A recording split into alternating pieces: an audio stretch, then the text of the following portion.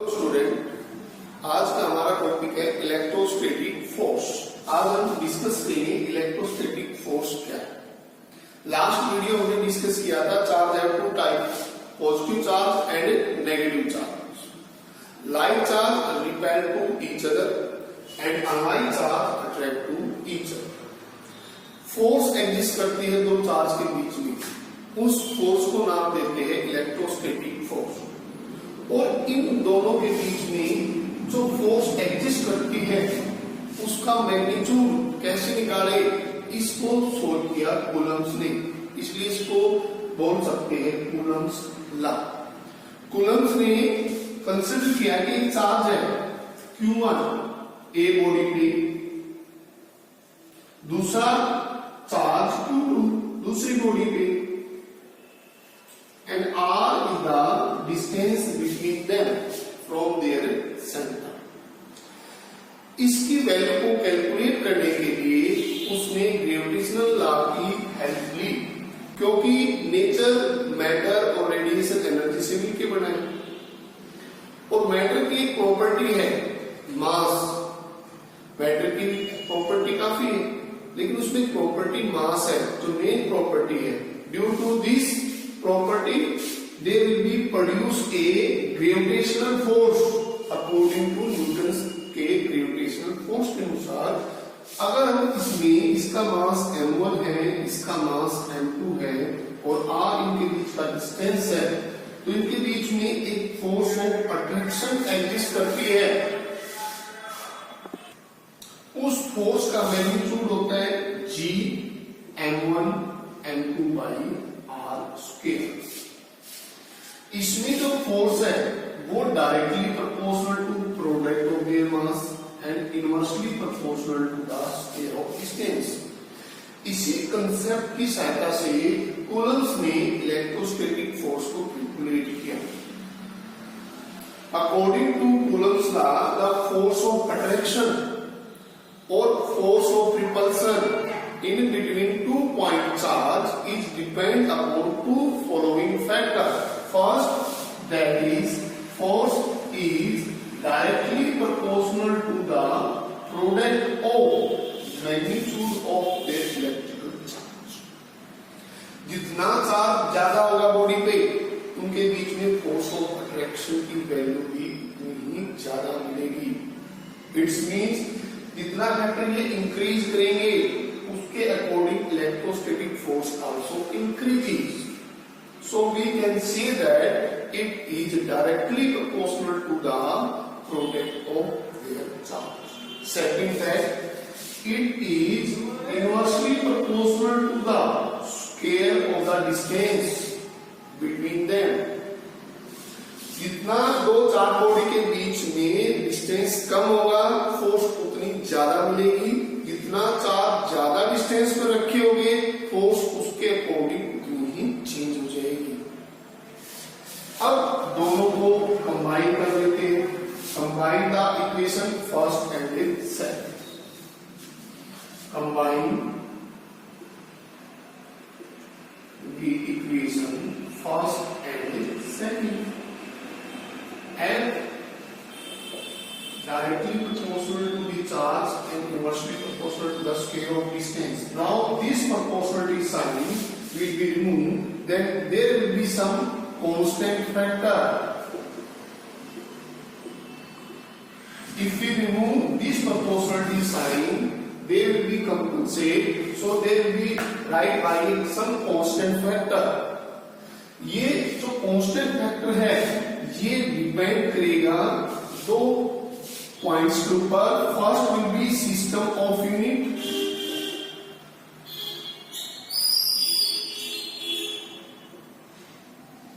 Second that will be nature of medium.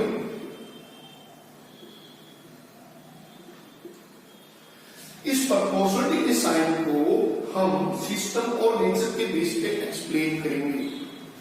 जैसे कि हम कंसीडर करते हैं कि ये एक सब्सटेंस है जिसके ऊपर चार्ज कितना है Q1, ये दूसरा कोई सब्सटेंस है इस पे चार्ज, ये इस पे फोर्स प्रोड्यूस करता है, इस पे भी चार्ज।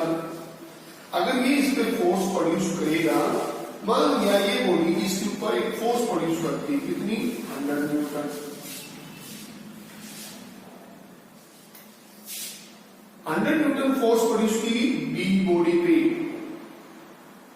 अगर इन दोनों के बीच में हम कोई मीडियम रख दें तो क्या इसकी फोर्स पे कोई इफेक्ट होगा? तो एक नई प्रॉपर्टी जो हमने इसमें सर्च की उसको हमने नाम दिया परमिटिविटी, क्योंकि ये मीडियम है और इस मीडियम की अपनी एक प्रॉपर्टी है। Due to this they will be reduce the force. इस बॉडी ने इसके ऊपर 100 न्यूटन फोर्स लगाया जब इन दोनों के बीच में कोई मीडियम नहीं था।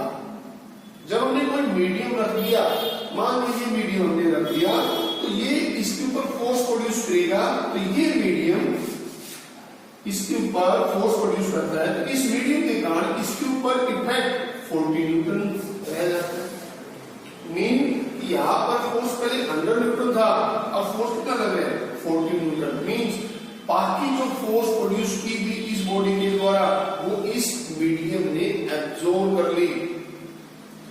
इसकी इस प्रॉपर्टी को हम बोलते हैं परमिटिविटी।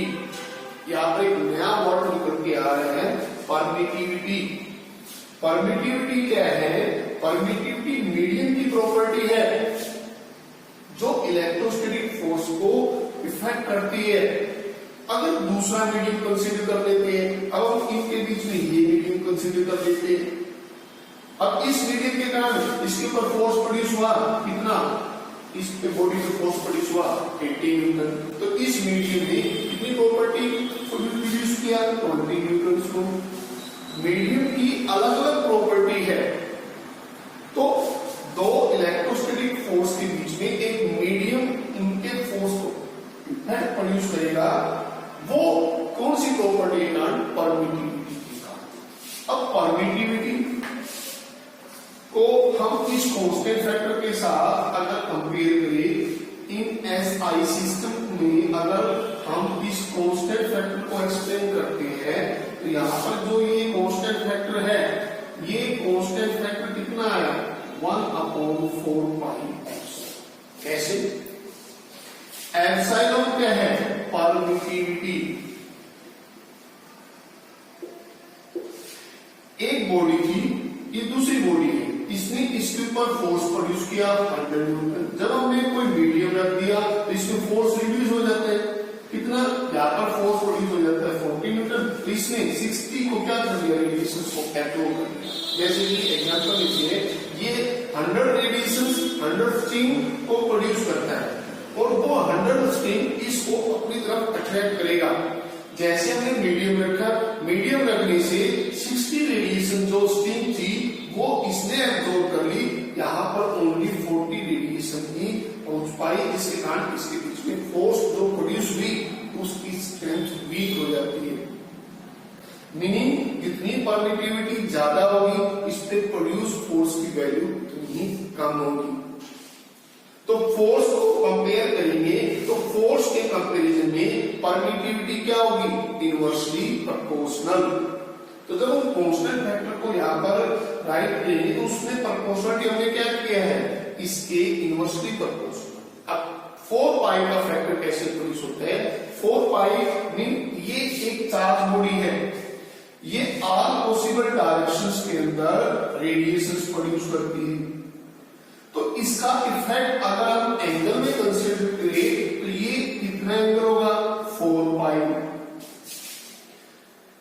कि एक पॉइंट चार्ज या पॉइंट चार्ज जो है वो ऑल पॉसिबल डायरेक्शन में फोर्स प्रोड्यूस करता है और कितनी फोर्स प्रोड्यूस करता है? 4 पाई।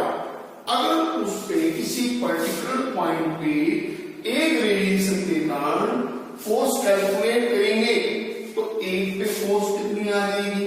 1/4 पाई। इसलिए हमने क्या किया? इस परमिटिविटी के साथ 4 पाई फैक्टर प्रोड्यूस कर दिया और दोनों क्या कर दिया? मल्टीप्लाई।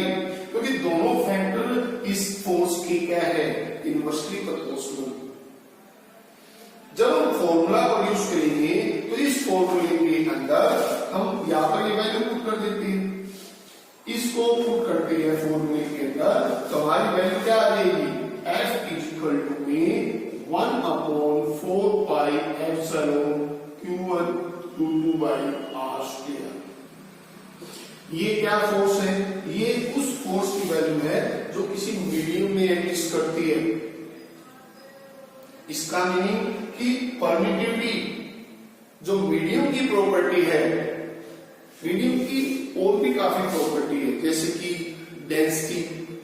अगर मैं ये चार बॉडी है, इन दोनों के बीच में अलग अलग डेंसिटी का, पहले इस डेंसिटी का मटेरियल को यहाँ पर बीच में प्लेस करते हैं, फिर उसके बाद दूसरी डेंसिटी का मटेरियल को प्लेस करते हैं, तो डेंसिटी के कारण इन दोनों चार बॉडी पे जो फोर्स प्रोड्यूस होगा उसके ऊपर कोई इफेक्ट नहीं होगा। कलर के कारण ऐसे और भी काफी प्रॉपर्टी है जो इन दोनों के बीच में इलेक्ट्रोस्टैटिक फोर्स को इफेक्ट प्रोड्यूस नहीं करेगी। ओनली एक ही प्रॉपर्टी है जिसे कारण इलेक्ट्रोस्टैटिक फोर्स का इफेक्ट चेंज हुआ, उस प्रॉपर्टी को बोलते हैं परमिटिविटी। मीडियम की अलग अलग मीडियम की परमिटिविटी अलग अलग पाई जाती है। Different medium have different properties, so have different value of the. अगर हम बात करते हैं कि मैक्सिमम कहां मिलेगी इलेक्ट्रोस्टैटिक फोर्स, तो मैक्सिमम कहां मिलेगी? फ्री स्पेस में, वैक्यूम में, एयर में। कि हमने दो चार्ज कंसीडर किए, दोनों चार्ज के बीच में ये तो फोर्स आ गया हमारा किसके लिए? मीडियम के लिए। अगर हम दो चार्ज कंसीडर करते हैं और उन दोनों के बीच में यहां पर फ्री स्पेस या एयर कंसीडर कर लेते हैं, यानी कि दो चार्ज पार्टिकल को कहां रख दिया हमने? फ्री स्पेस में, air.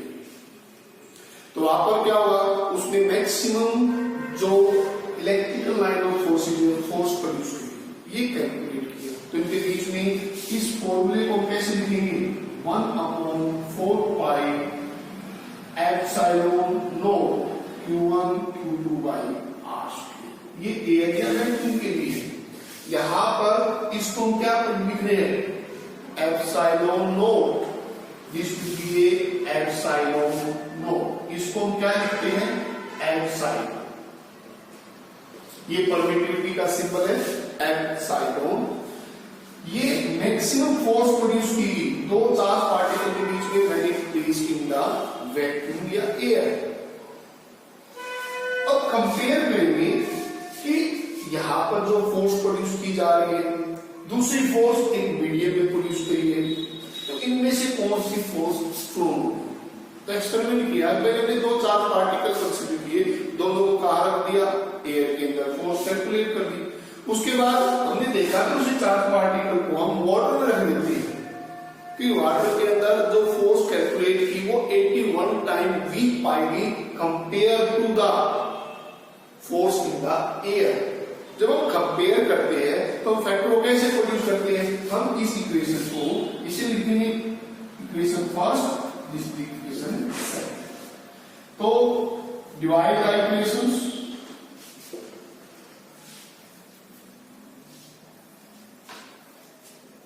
First by second, first by second value आ जाएगी 1/4πε Q1 Q2 by R square into में ये फैक्टर्स के डिवाइड में लिखेंगे तो इसके फैक्टर को कैसे लिख सकते हैं?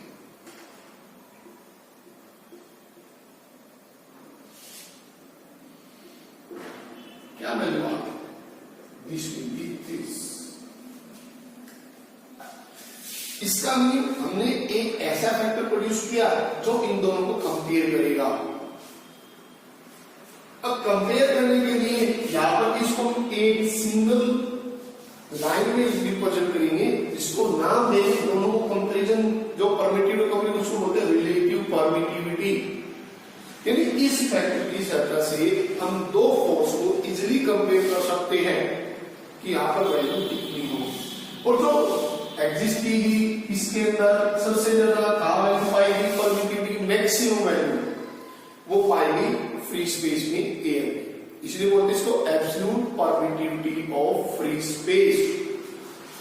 और इसकी वैल्यू कितनी है 8.854 10⁻12 कूलम स्क्वायर पर न्यूटन पर मीटर स्क्वायर। अब जो हमारा फैक्टर था इसको हम कैसे रिप्लेस करेंगे, इसको हम इस तरह लिख सकते हैं इसी भी मीडियम के अंदर, अगर मीडियम में लिखते इसको तो k इक्वल टू में c डैश इक्वल टू 1/4π। अगर फ्री स्पेस में लिखते हैं c नोट तो 1/4π नोट, और एप्सिलॉन नोट ये इसको हम दूसरा नाम भी दे सकते हैं के स्मॉल के से भी प्रेजेंट हो सकते हैं। तो यहाँ पर एप्सिलॉन क्या है, absolute permittivity of free space. अगर इन दोनों की वैल्यू पुट करते तो हमारे पास वैल्यू कितनी आ जाती है 9 × 10⁻9 न्यूटन मीटर स्क्वायर पर कूलम स्क्वायर। तो ये कांस्टेंट वैल्यू है जो दो चार्ज के बीच में एग्जिस्ट करती है। तो हमारा जो एग्जैक्ट फॉर्मूला हम लिखेंगे, क्या लिखेंगे 1/4π एप्सिलॉन Q1 Q2/R², या इसको ऐसे लिख सकते हैं 1/4π लिख देंगे Q1 Q2/R²। This is called electrostatic force. Electrostatic force क्या है, F = K Q1 Q2/R²। अगर इसको ग्रेविटेशनल फोर्स से कंपेयर करते हैं तो यहाँ पर A की जगह क्या आता है G, यहाँ पर M1 M2/R²। क्योंकि मैटर की दो प्रॉपर्टी, एक मास और दूसरी है इलेक्ट्रिकल चार्ज। इलेक्ट्रिकल चार्ज हमने रिसर्च किया था, electrical charge is also a additional property of substance which is responsible to produce the electrostatic force. Due to another property mass, it also produces a force that is called gravitational force, and both have the same magnitude according to their mass and the charge. अब SI system की बात करें, ये सारी value हमने किसमें निकाली है SI सिस्टम, क्योंकि जो नेचर हमने डाइलेक्ट्रिक्स में कांस्टेंट कंस्टिट्यूट किया था, या फिर जो कांस्टेंट था वो दो फैक्टर पे डिपेंड करता है। एक नेचर ऑफ मीडियम, अगर दोनों में मीडियम कैसा होगा, एयर होगा, फ्री स्पेस होगा, या वाटर होगा, या दूसरा मीडियम तो भी फोर्स इफेक्ट होगी। दूसरा SI सिस्टम। SI सिस्टम में हमने एक वैल्यू निकाली K की 9 × 10⁻9 न्यूटन मीटर पर कूलम स्क्वायर। अब ये क्या है SI का, तो K से हम क्या बोलते हैं, K को हमने नाम दिए, K को क्या नाम दिया, K को हमने नाम दिया इलेक्ट्रोस्टैटिक फोर्स।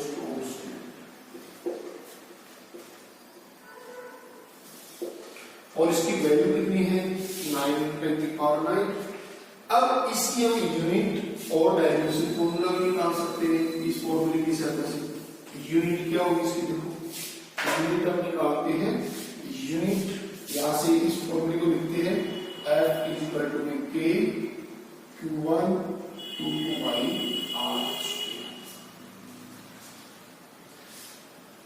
इसको इसके डिवाइड में है तो मल्टीप्लाई में आ जाएगा F = R²। ये चार्ज मल्टीप्लाई में है, डिवाइड में आ जाएगा। अब इसकी SI यूनिट निकालते हैं, SI यूनिट इसकी इलेक्ट्रोस्टैटिक फोर्स कांस्टेंट। F की यूनिट क्या होती है न्यूटन, डिस्टेंस की मीटर स्क्वायर, चार्ज की कूलम, तो यूनिट क्या बनेगी न्यूटन मीटर स्क्वायर पर coulomb square. Similarly dimension formula भी हम डिटरमाइन कर सकते हैं। डायमेंशन फॉर्मूला क्या हुआ, dimension formula the force dimension formula is L/T-2, distance is equal to L², charge is A²T²। तो डायमेंशन फॉर्मूला m या तो 2 है या तो पावर 1 है, बेस सेम है, पावर ऐड हो जाती है, L की 3, ये T2 है, ऊपर जाएगा -2 -4 हो जाएगा A-2। This is the dimension formula of the electrostatic force. Same epsilon, इसके लिए हम क्या यूनिट निकाल सकते हैं, यहाँ पर हमने चेक किया कि जो K है वो इसके इनवर्सली प्रोपोर्शनल है, तो इसकी यूनिट क्या आ जाएगी, यूनिट आ जाएगी इसका इनवर्सली कर देंगे कूलम स्क्वायर पर न्यूटन पर मीटर स्क्वायर, ये इसकी SI यूनिट आ गई। इसका डायमेंशन फॉर्मूला डिटरमाइन करेंगे तो इसका रिवर्स कर देते हैं, कितना आ जाएगा m-1 L-3 T4A²। This is the dimension formula of permittivity. Permittivity, it is the property of medium which can tell how much easily the electrical line of forces can penetrate through that medium. ये हमने SI system पे explain किया। अब हम explain करेंगे CG system पे। अब हम डिस्कस करेंगे इलेक्ट्रोस्टैटिक फोर्स ऑफ कांस्टेंट की value CG system. CG system के अंदर K की वैल्यू 1 होती है, ये पॉइंट याद रखना। SI सिस्टम में हमने K की वैल्यू निकाली 9×10⁹ न्यूटन मीटर स्क्वायर पर कूलम स्क्वायर। इन CG system electrostatic force constant है इक्वल टू 1, कांस्टेंट वैल्यू की 1 आ जाएगी। इसको अगर मीडियम में फॉर्मूले में रिप्रेजेंट करते हैं तो मीडियम के अंदर फोर्स का फॉर्मूला मिल जाएगा 1/K Q1/2R²। K is a dielectric constant या रिलेटिव परमिटिविटी, उसकी वैल्यू कितनी पाई जाती है 1, तो फॉर्मूला हमारा A के अंदर क्या बन जाएगा Q1/2R²। Equation second is divided by equation first, तो वैल्यू कितनी आ जाएगी अपने पास, यहाँ पर रिप्लेस करते हैं, this is the dielectrical constant. Dielectrical constant that can be defined as that it is equal to the force of attraction and repulsion in between 2 point charge in the air to the force of attraction or repulsion in between 2 point charge in the medium is equal to a dielectrical